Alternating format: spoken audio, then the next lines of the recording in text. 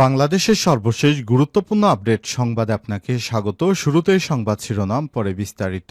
শুরুতেই জানাবো, ওবায়দুল কাদেরের কলেজ থেকে বেরিয়ে এলো চাঞ্চল্যকর তথ্য। ২৪-এর অভ্যুত্থানে ছাত্র জনতার উপর নির্বিচারে গুলি চালানোর মাস্টার মাইন্ড ওবায়দুল কাদের ঠিক কোথায় আছে তা নিয়ে যখন নতুন করে চলছে জল্পনা কল্পনা, ঠিক তখনই তার ব্যবহৃত সিমের লোকেশন এবং কলেজ ট্র্যাক করে পাওয়া গেছে বেশ কিছু চাঞ্চল্যকর তথ্য। এ বিষয়ে গুরুত্বপূর্ণ সংবাদ জানাবো, সঙ্গেই থাকুন। এবারে জানাবো, মাদারীপুরের ট্রিপল মার্ডার মামলার প্রধান আসামি সহ গ্রেপ্তার ২। মাদারীপুরে মসজিদের ভেতরে ঢুকে ৩ জনকে কুপিয়ে হত্যার মামলায় প্রধান আসামি মোহাম্মদ হোসেন সর্দার সহ ২ জনকে গ্রেপ্তার করেছে র্যাপিড অ্যাকশন ব্যাটালিয়ন র্যাব। বুধবার ১২ মার্চ বরিশালে র্যাব ৮-এর কার্যালয়ে সংবাদ সম্মেলনে সব তথ্য জানান র্যাব ৮-এর অধিনায়ক লেফটেন্যান্ট কর্নেল নিস্তার আহমেদ। এদিকে হাসিনা শেষ ৬ বছরে প্রায় অর্ধলক্ষ ধর্ষণ। শেখ হাসিনার শাসন আমলে শেষ ৬ বছরে বাংলাদেশে প্রায় ৫০,০০০ ধর্ষণের ঘটনা ঘটেছে। এ পর্যন্ত আদালতে প্রায় ১ লক্ষের মতো মামলা এখনও পেন্ডিংয়ে রয়েছে, যে মামলাগুলোর কোনো রায় দেওয়া হয়নি। এরপর জানাবো, ট্রেনে কাটা পড়ে যুবদল নেতার মৃত্যু। নরসিংদীর পলাশ উপজেলায় রেললাইনে বসে মুঠোফোনে কথা বলার সময় ট্রেনে কাটা পড়ে নবমিয়া ৪৮ নামে এক যুবদল নেতার মৃত্যু হয়েছে। আজ ঘোড়াশাল পৌরসভার চামরাব এলাকার রেল ক্রসিং সংলগ্ন স্থানে এই দুর্ঘটনা ঘটে। এদিকে মৎস্যজীবীদের নিয়ে মিছিলে শাহবাগ আন্দোলনের লাকি আক্তার।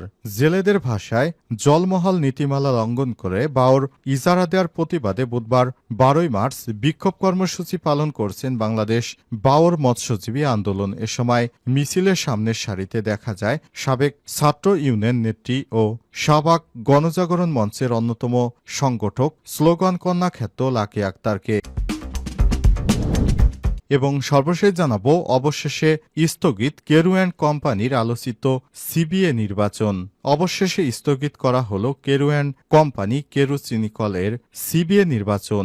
আজ সন্ধ্যায় কেরু গেস্ট হাউসে এক রুদ্ধদ্বার বৈঠকের পর আগামী ১৪ মার্চ অনুষ্ঠিত কেরু শ্রমিক কর্মচারী এমপ্লয়িজ ইউনিয়নের দ্বিবার্ষিক নির্বাচন স্থগিত ঘোষণা করে কেরু ব্যবস্থাপনা কর্তৃপক্ষ।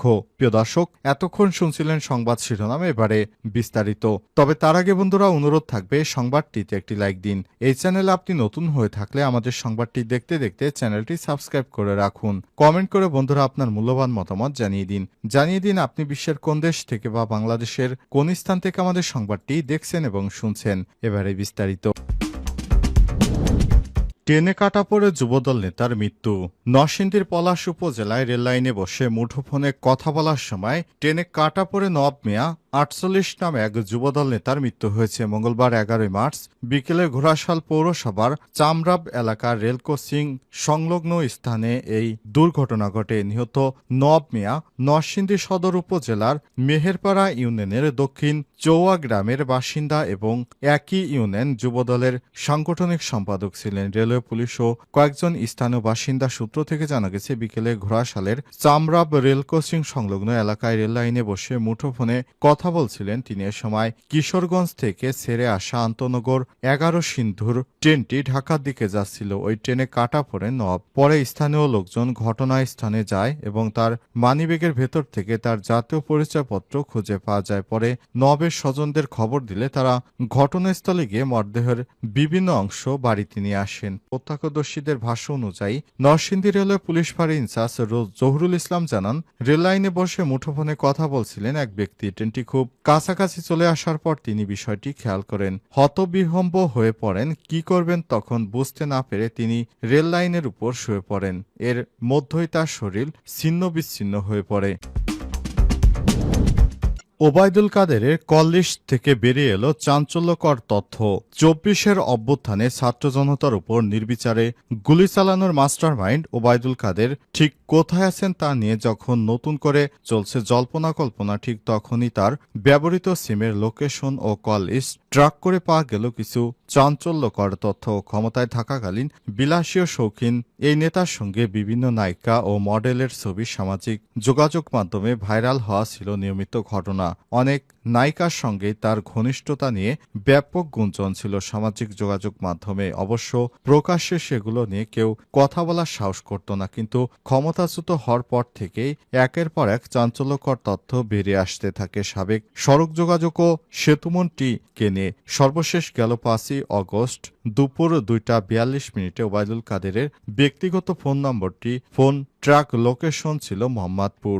এবার সামাজিক যোগাযোগ মাধ্যম ফেসবুকে প্রকাশিত হলো তার একটি কল লিস্ট। ওই কল লিস্ট অনুযায়ী 5ই অগস্টের আগেও পরে 2 মাসে অসংখ্য নম্বরে কথা বলেছেন কাদের, যেখানে অনেক নায়িকা ও মডেল অভিনেত্রীদের সঙ্গে যোগাযোগ রাখার বিষয়টি উঠে এসেছে।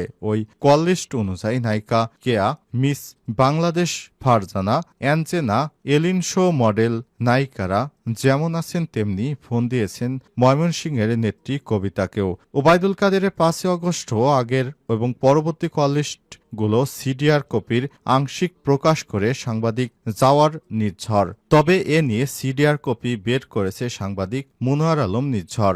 জাওয়ার নির্ঝর ফেসবুক এক পোস্টে সব তথ্য জানিয়েছেন। তিনি ওবায়দুল কাদেরের কল লিস্টের সিডিআর কপির অংশ প্রকাশ করে লিখেছেন, এত নম্বর যাচাই বাছাই করতে সময় লাগছে।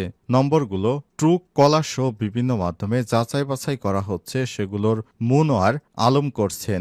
এ সময় তিনি আরও লিখেছেন, ওবায়দুল কাদেরের কল লিস্ট পর্যালোচনা করে দেখা গেছে ফোনে সে কম কথা বলতো, কিন্তু তার ফোন লিস্টে নায়িকা, মডেল, অভিনেত্রী নম্বর কেন? তাদের কি রাজনীতি শেখাতেন ওবায়দুল কাদের? এর আগে দেশের বিভিন্ন লোকেশনে ওবায়দুল কাদের আছেন বলে সামাজিক যোগাযোগ মাধ্যমে একাধিকবার খবর ছড়িয়ে পড়ে। কোথাও কোথাও আইন শৃঙ্খলা বাহিনী অভিযান চালিয়ে, তবে কোথাও তাকে পাওয়া যায়নি।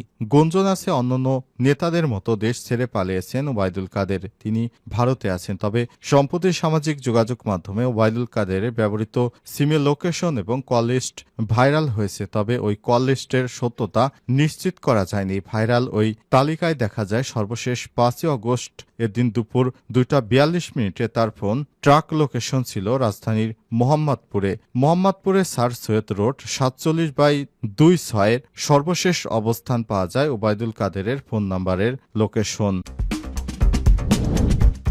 মৎস্যজীবীদের নিয়ে মিছিলে শাহবাগ আন্দোলনের লাকি আক্তার। জেলেদের ভাষায় জলমহল নীতিমালা লঙ্ঘন করে বাওর ইজারা দেওয়ার প্রতিবাদে বুধবার 12ই মার্চ বিক্ষোভ কর্মসূচি পালন করছে বাংলাদেশ বাওর মৎস্যজীবী আন্দোলনের। সব মিছিলের সামনের সারিতে দেখা যায় সাবেক ছাত্র ইউনিয়নের নেত্রী ও শাহবাগ গণজাগরণ মঞ্চের অন্যতম সংগঠক স্লোগান কন্যাক্ষেত্র লাকি আক্তারকে। বাওর মৎস্যজীবী আন্দোলনের মিছিলের ব্যানারে 2 দিন দুনিয়ার মজদুর এক হও, প্রাকৃতিক জলধার, মানবনা টেন্ডার, বাওর মৎস্যজীবীর ন্যায়সঙ্গত অধিকার সহ প্লেকার্ড সহ নানা স্লোগান লেখা ছিল। তাদের দাবি, ইজারা বাতিল করে প্রকৃত বাওর মৎস্যজীবী জেলেদের স্বার্থে